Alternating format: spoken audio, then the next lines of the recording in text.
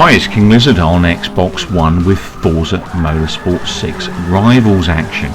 Now this is a community event for drift zoning, so it's all about drift scores here, keeping your car moving whilst it's in a drift and at speed. The better you can do that and the longer you can do that, the higher score you'll get in the community and the bigger placings you'll get on the leaderboard, or the higher up the leaderboard you'll be. So this is a B600 tune that I've knocked together for the Pontiac Solstice. Always quite a good car for drifting, I found. I'm not someone that can drift consistently, but then I am driving automatic. And the reason I put this video together is for people like me who drive automatic, in order to help them get better drift scores for things they may not be aware of. Now currently I'm racing around this circuit and drifting with a feature called TCS and STM turned on.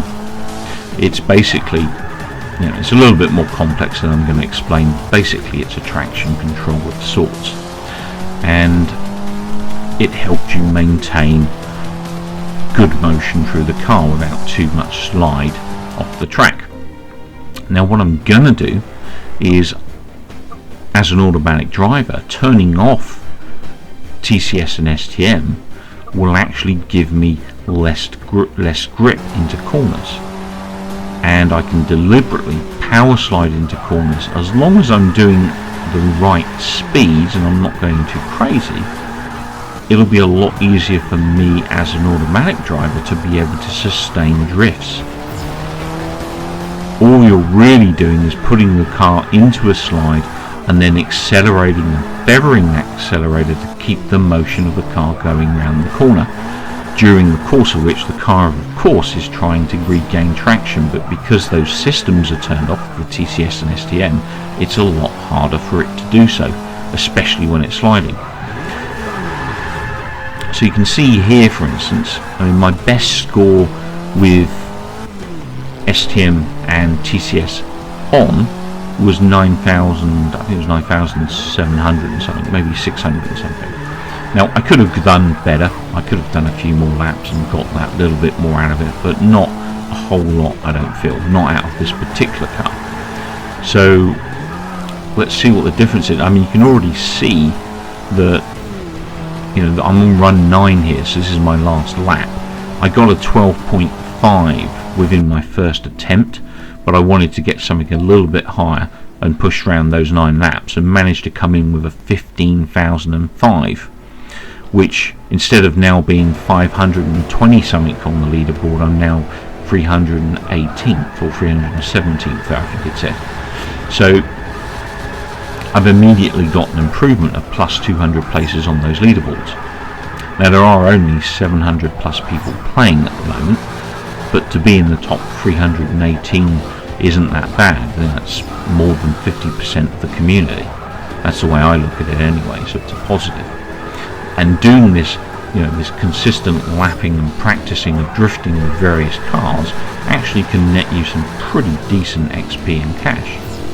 So I switched cars to this Jaguar F-Type, which is an A800 tune that I've configured.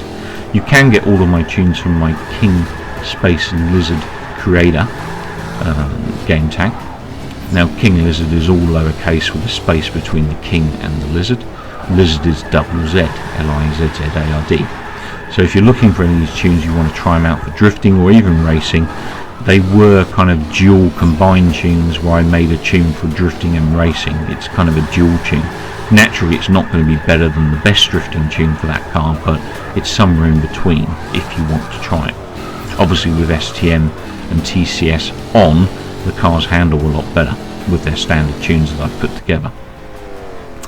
So I managed to come in there with 18.7 thousand as a final run. That's double my original STM TCS on configuration for automatic.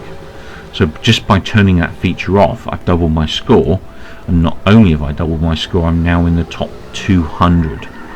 I think it's 218th in the world on this particular community challenge, and in the meantime I've earned a whole bunch of XP and cash to go spending on new vehicles. So Just really a tip for you guys out there that drive auto like me. Hopefully this is useful to you. Hopefully you may have learned something. You may already be doing this. You may already have the knowledge. So in which case, forgive me. Hopefully you do enjoy the video to watch Forza 6 anyway, in all its splendour and glory. So I'm pretty much getting into the last runs of this replay, so I'll take the opportunity to thank you guys and gals for watching. I will be back with plenty more Forza Motorsport 6. I am playing the hell out of this game right now. I've been dying to get my hands on it for a long time. It is an amazing game, and you know, if you liked any of the other Forzas, especially Forza 4, you should be pretty happy. Not everything's there that needs to be, but there's been improvements. So thanks again, take care. Please do take time to rate and subscribe, and keep watching.